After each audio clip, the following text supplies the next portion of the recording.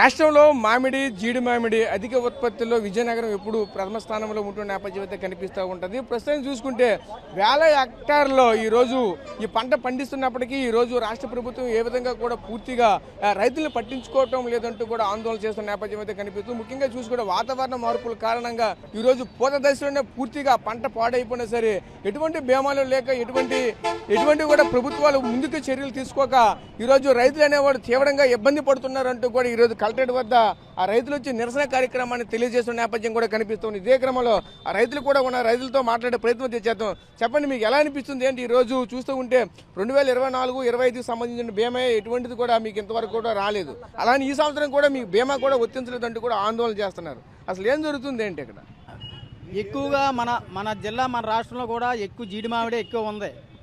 కానీ ఎటువంటి కూడా ఇన్సూరెన్స్ అయ్యి కూడా గవర్నమెంట్ నుంచి కూడా ఎటువంటిది కూడా ఇవాళ రైతులకి వర్తింపు చేయలేదు. కావున ప్రభుత్వం మాకు ఇన్సూరెన్స్ కల్పించవలసిందిగా కోరుతున్నాం రైతులందరం కలిపి. మీరు చెప్పండి పెద్దని, ఎలా చూడాలి ఏంటి? ఈరోజు ప్రభుత్వం వ్యవహరిస్తున్న వైఖరిని ఏ విధంగా చూడాలి? ప్రస్తుతానికి రైతులకి ఉన్నటువంటి చూస్తే జీడి పంట కానీ అలాగే మామిడి కానీ ఎటువంటి ఇబ్బందులు ఎదుర్కొంటున్నారు గ్రౌండ్ లెవెల్?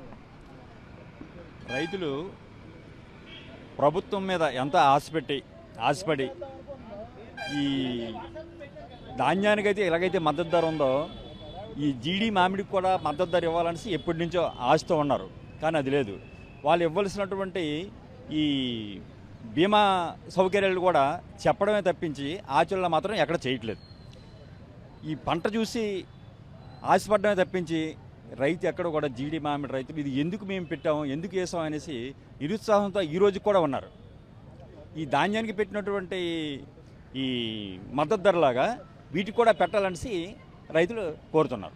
మీరు చెప్పండి, విదేశాల నుంచి ఎక్కడి నుంచి వస్తుంది ఏంటి? ఇప్పుడు ప్రస్తుతం చూస్తే ఆ జీడి కూడా విదేశాల నుంచి వస్తుందని చెప్తూ ఉన్నారు. అసలు ఏం జరుగుతుంది ఏంటి? అసలు విదేశాల నుంచి ఎందుకు దిగుబడి చేయాలి? ఇక్కడ చూస్తే భారీగా ఎత్తున పంటలు పండుతుంది, జీడి పండుతుంది, అలాగే జీడి మామిడి పండుతుంది, అలాగే మామిడి పండుతుంది.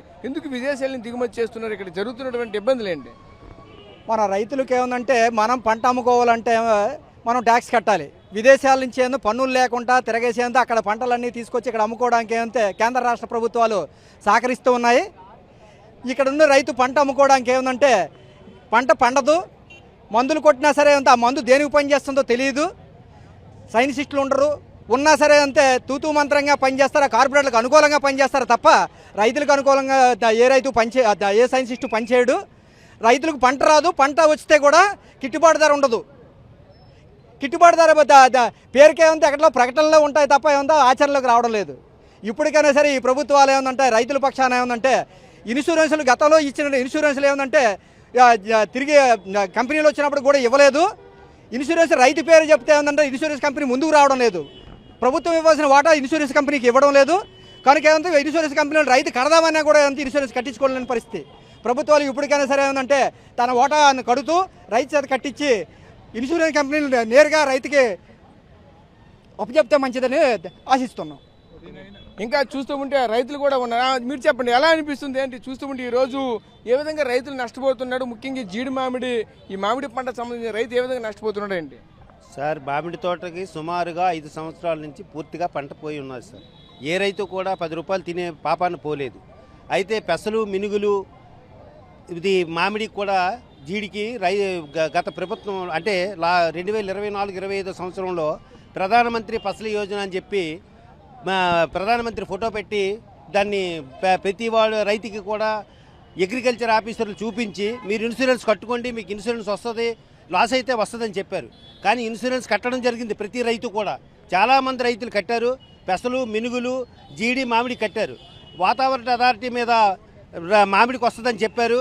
మూడు అసెస్మెంట్లు కూడా కరెక్ట్గా మా గంట్యాడ మండలంలో పూర్తిగా అసెస్మెంట్లు కరెక్ట్ అయ్యాయి. కానీ ఇంతవరకు కూడా రైతుకు రూపాయి చేరలేదు సార్. మినుగులు పెసల మీద కూడా రూపాయి రాలేదు రైతుకి. కట్టడమే తప్ప ఆ ఇన్సూరెన్స్ కంపెనీ వాడు కట్టించుకోవడం ఆడి ఇక్కడ ఎవడు ఉండడు. మేము కట్టాడు రైతులకి ఎలా జరుగుతుందంటే జవాబుదారితనం లేదు ఇక్కడ రైతుకి.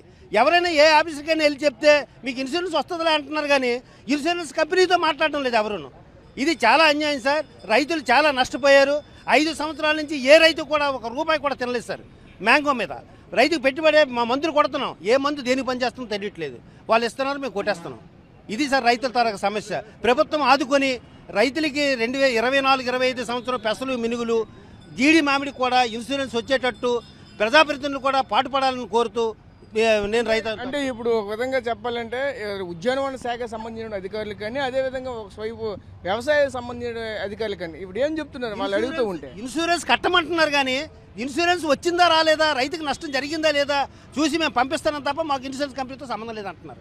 అది దీని మీద ఖచ్చితంగా మీరు ఇది చేయాలి సార్. ఇక్కడ వ్యవసాయ శాఖ ఉద్యాన శాఖ పూర్తిగా పట్టి ఎవరు కూడా ఎవరు దాని మీద క్లారిటీ ఇవ్వట్లేదు సార్.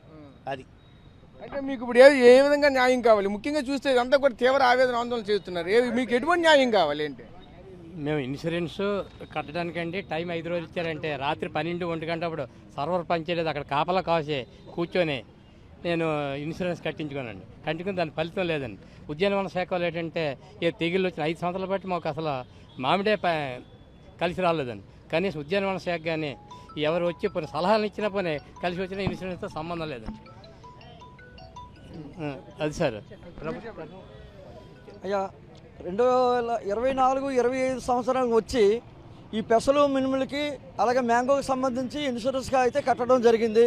వాళ్ళు ఏం చెప్పారంటే కట్టేటప్పుడు రైతులు ఎక్కువ మొత్తంలో కడతారని చెప్పేసి వాళ్ళ ఆలోచన ప్రకారంగా మామిడి అయినట్లయితే మీకు పూర్తికి పోతే 40,000, పెసల మిన్నులు పోయేది 20,000 ఇస్తాం అని చెప్పేసి ఆశ పెట్టి ఇన్సూరెన్స్లు పంపించి 350 రూపాయలేమో పెసల మినువులు కట్టించుకుంటే దాన్ని టైం అయిపోతుందని చెప్పేసి రైతులు ఇవాళ 500-600 వరకు కూడా ఒక ఎకరాకి ఖర్చు పెట్టి చేయడం జరిగింది.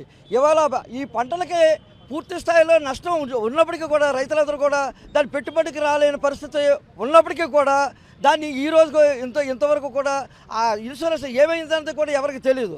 అలాగనే మేము మన అగ్రికల్చర్ వాళ్ళని కలెక్టర్స్కి వెళ్ళి మేము అడిగితే ఇన్సూరెన్స్ ఎంత % వచ్చింది ఏమంటే కనీసం సమాధానం లేదు.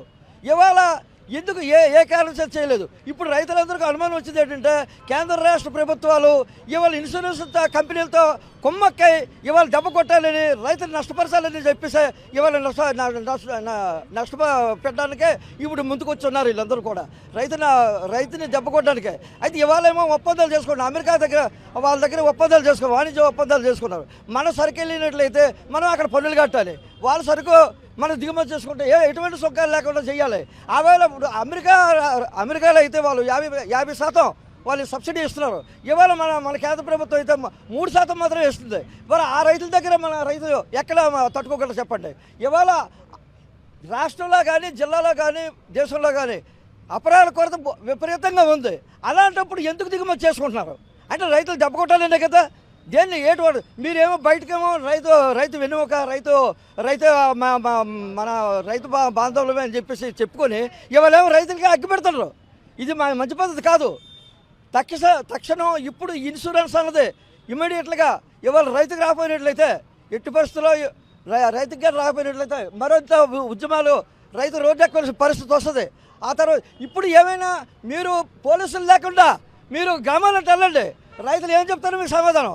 ఇవాళ పోలీసులు తీసుకెళ్ళి మీరేమో మీకు అండగా ఉంచుకొని రైతులు దెబ్బకొట్టడం ప్రయత్నాలు చేస్తారు. ఇదంతా కూడా కుట్రపూరితంగా జరుగుతుంది.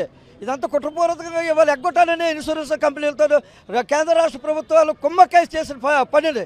ఇది తక్షణమే కానీ ఇది విడుదల చేయకపోతే ఇన్సూరెన్స్ విడుదల చేయకపోయినట్లయితే ఇంకా ఉద్యమాలు ఇంకా తీవ్రతరం అవుతాయి. ఇంకా ఇవాళ విలేజ్లు మీరు ఫిల్టర్ పట్టుకుని అడిగే పరిస్థితి కూడా మీరు తెచ్చుకోవద్దు. ఇమీడియట్గా మీరు